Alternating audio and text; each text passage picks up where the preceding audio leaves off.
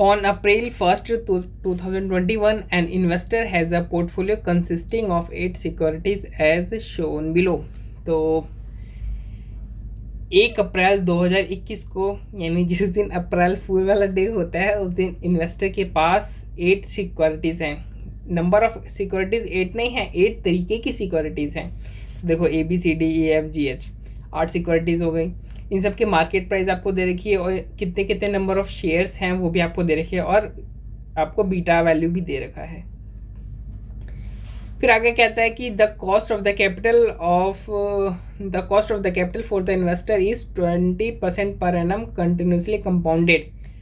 कह रहा है कि इन्वेस्टर का जो कॉस्ट ऑफ कैपिटल आपको दे रखा है ना, वो 20% का दे रखा है और साथ में लिखा हुआ है कंटिन्यूसली कंपाउंडेड, यानी कंटिन्यूसली कंपाउंडेड है इंटरेस्ट रेट और आपको यही वाली यानी 20% इंटरेस्ट रेट ही आपको यूज़ करनी है कंटिन्यूसली कंपाउंडिंग में. The investor fears a fall in the prices of the shares in the near future. Accordingly, he approaches you for the advice to protect the interest of his portfolio. You can make use of the following information. Current Nifty value is 8500 की जो spot value दे रखा है अभी underlying asset का, यानी underlying asset कौन सा हुआ, निफ्टी. तो अंडरलाइंग एसेट का जो आपको जो स्पॉट वैल्यू दे रखा है यानी करंट जो सेलिंग प्राइस दे रखी है वो दे रखी है 8500 की. फिर जो अब निफ्टी के बारे में तो इसने बता दिया, अब ये निफ्टी फ्यूचर के बारे में बता रहा है कि जो निफ्टी फ्यूचर है वो can be traded in units of 25 only, यानी ये हमेशा एक लॉट में ही ट्रेड किया जा सकते हैं और एक लॉट में 25 यूनिट्स होते हैं, यानी एक तरीके से आपको ये लॉट साइज बता रहा है. Futures for May are currently quoted at 8700 and futures for June are being quoted at 8850.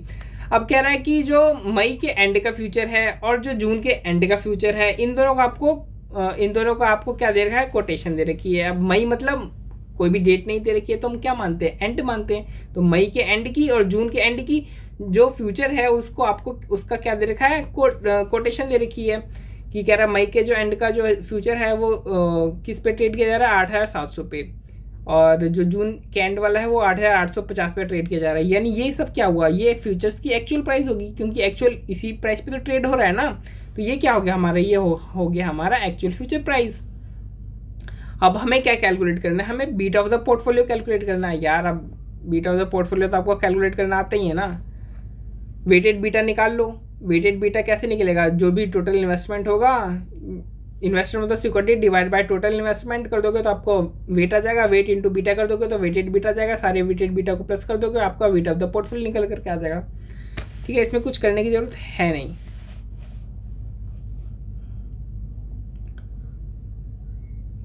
Second में हमसे कह रहा है the theoretical value of the futures contract for the contracts expiring in May and June. अब हमको क्या निकालना है, अब दो तरीके के फ्यूचर है. एक वो फ्यूचर है जो मई में एक्सपायर हो रहे हैं, एक वो फ्यूचर है जो जून में एक्सपायर हो रहे हैं. और अभी कौन सा दिन है, अभी 1 अप्रैल का है, अभी बिगनिंग है. ठीक है, 1 अप्रैल की बिगनिंग है अभी.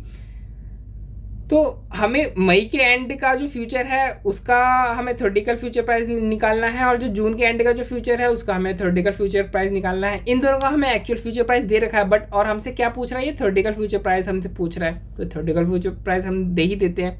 अच्छा, ये ई की वैल्यू दे रखी है और ऊपर भी लिखा हुआ है कि कंपाउंडिंग है, तो हमें तो ऊपर पहले पढ़ करके पता चल गया था कि जो फॉर्मूला है वो कंपाउंडिंग वाला ही यूज़ होगा.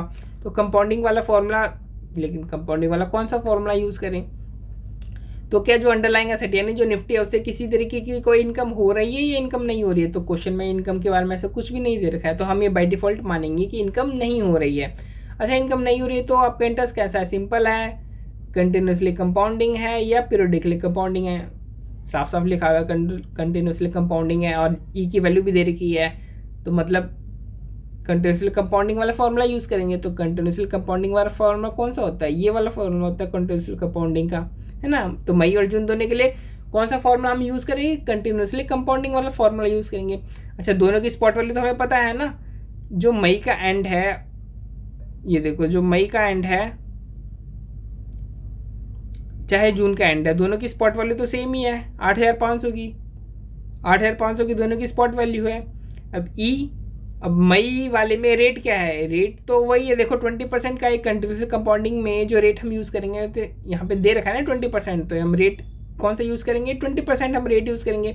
हाँ, मई के लिए टाइम क्या हो जाएगा, 2 महीना, और जून के लिए टाइम 3 महीना, क्योंकि हम खड़े हैं अप्रैल में, तो अप्रैल और मई तो 2 महीना हो गया। जून के लिए अप्रैल, मई और जून 3 महीना, तो 3/12 और 2/12 सॉल्व करोगे तो आपके ई की वैल्यू आएगी इधर मई में 0.0333 और जून में आएगी 0.05। तो ई की कौन कौन सी वैल्यू दे रखी है अपने को? 0.0333 नहीं दे रखी है, 0.03 दे रखी है, 0.04 दे रखी है और 0.05 दे रखी है। तो 0.05 तो हमें चाहिए, तो 0.05 हम यूज़ कर लेते हैं। तो यहाँ पे हमने 0.05 की वैल्यू यूज़ कर ली। तो हमारा जो जून का जो हमारा जो जून के एंड वाला जो फ्यूचर था उसकी जो थ्योरेटिकल फ्यूचर प्राइस हमारी आ गई वो हमारी आ गई 8,935.80। लेकिन मई वाले की नहीं पता है, क्यों? क्योंकि मई वाले की ई की वैल्यू हमें पता ही नहीं है। तो एक तरीका है निकालने का। अच्छा ये बताओ, 0.03 की वैल्यू हमें दे रखी है, 0.04 की वैल्यू दे रखी है और हमें चाहिए क्या? हमें चाहिए 0.0333, यानी 0.0333 इन दोनों के बीच में आएगा। ठीक है, तो निकाल लेते हैं। अगर एक मतलब 0.01 अगर हम आगे जाते हैं तो वैल्यू में इतना चेंज आ जाता है। तो 0.01 अगर हम आगे जाते हैं तो वैल्यू में इतना चेंज आता है। और हमें जाना कितना? हमें 0.0033 आगे जाना है, क्योंकि हमें चाहिए किसकी वैल्यू? हमें वैल्यू चाहिए 0.0333 चाहिए, है ना। और हमारे पास वैल्यू किसकी दे रखी है? हमारे पास वैल्यू 0.03 की दे रखी है, यानी हमें और कितना जाना होगा? इसमें हमें और प्लस करना पड़ेगा, इसमें 0.0033 और प्लस करना पड़ेगा। तो अगर हम 0.01 अगर हम वैल्यू आगे जाते हैं, यानी 0.03 से 0.04 जाते हैं, तो वैल्यू कितनी बढ़ती है? वैल्यू इतनी इंक्रीज हो जाती है ना। तो अगर हम 0.0033 जाएंगे तो वैल्यू कितनी इंक्रीज होगी? तो निकाल लो इंटरपोलेशन वाला मेथड से, तो वैल्यू इतनी आपकी आ जाएगी, वैल्यू इतनी इंक्रीज होगी। यानी 0.03 की वैल्यू क्या है? ये है। और इतनी जाने पे कितनी वैल्यू इंक्रीज होगी? इतनी, यानी इसको प्लस कर दो और, तो यानी आपके 0.033 की वैल्यू 333 जो भी है कह लो, उसकी वैल्यू आपकी कितने जाएगी? 1.03387 आ जाएगी। यानी आपने इसकी जगह क्या डाल देना? 1.03387 डाल देना है। तो आपका मई के एंड का जो फ्यूचर है ना, उसका आपको थ्योरेटिकल फ्यूचर प्राइस निकल करके आ जाएगा 8,788। यानी आपने मई का भी निकाल लिया, मई के एंड का भी फ्यूचर का जो है वो प्राइस निकाल लिया, और जून के एंड का भी जो फ्यूचर है उसका प्राइस आपने निकाल लिया। यानी सेकंड 2 पॉइंट आपने कर लिया। अब थर्ड पॉइंट में आपको क्या निकालना है? आपको निकालना है the number of Nifty contracts that he would have to sell if he desires to hedge until June in each of the following cases. कह रहा है कि आपको अगर ये कह रहा है कि आपको नंबर ऑफ निफ्टी कॉन्ट्रैक्ट्स कितने जो है वो हमें सेल करने पड़ेंगे अगर वो हैज करना चाहता है जून तक। क्या करना चाहता है? जून तक अगर वो हैज करना चाहता है। क्या इसमें कह रहा है कि पूरा पोर्टफोलियो अपना हैज करना चाहता है। फिर कह रहा है पोर्टफोलियो का सिर्फ 50% हैज करना चाहता है। फिर कहता है पोर्टफोलियो का 120% अगर हैज करना चाहता है। तो इन तीनों केसेस में कितने कितने कॉन्ट्रैक्ट्स उसे सेल करने पड़ेंगे। तो ये देखो फॉर्मूला क्या होता है? फॉर्मूला तो ये होता है ना, original investment to be hedged into beta of the portfolio to be hedged equal to required investment to be hedged, यही होता है। अब सबसे पहले क्या है? सबसे पहले इसको पूरा का पूरा अपना पोर्टफोलियो हैज करना है। तो पूरा का पूरा पोर्टफोलियो की वैल्यू है कितनी? ये रही ना 9,94,450 इन्वेस्टमेंट पूरे पोर्टफोलियो में। तो पूरा पोर्टफोलियो की वैल्यू ये है, और बीट ऑफ द पोर्टफोलियो कितना हुआ जिसे वो हैज करना चाहता है? तो ये पूरा का पूरा हैज करना चाहता है। तो बीटा कितना हुआ? 1.102। तो इधर 1.102 लिखो, यानी इसको कितने इन्वेस्टमेंट इसको हैज करना पड़ेगा? इसको beta of the portfolio to be hedged, मतलब कि इसका पोर्टफोलियो बीटा अगर 1.102 है, मतलब अगर मार्केट में चेंज 100% होता है तो यहाँ पे जो चेंज होगा ना वो 102% होगा, 100.102%, इस तरीके से। खैर अगर 1% का मार्केट में चेंज आता है तो पोर्टफोलियो में 1.102% का चेंज आएगा, सिंपल सा। ठीक है, 100 छोड़ो, 100%, 1% ध्यान रखो कि अगर मार्केट में अगर 1% का चेंज आता है तो इसके जो बीटा है उसमें इसका जो पोर्टफोलियो उसमें 1.102% का चेंज आएगा।